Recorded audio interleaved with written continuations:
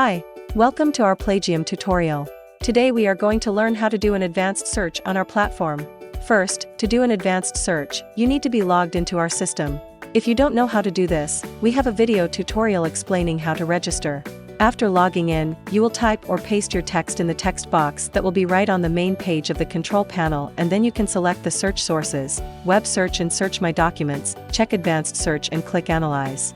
After clicking on Analyze, the system will evaluate the credits needed for the search and ask for confirmation of the use of your credits to start the analysis and confirm the use of words in the search, and soon after, the system will start doing the analysis of your text. Still on the main page of the control panel, you will see on the right side of the text box, your recent documents, where the text you just sent will be.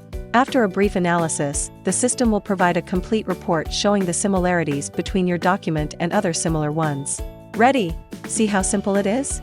Now, whenever you need to find something or check the similarity of a document, go to plagium.com.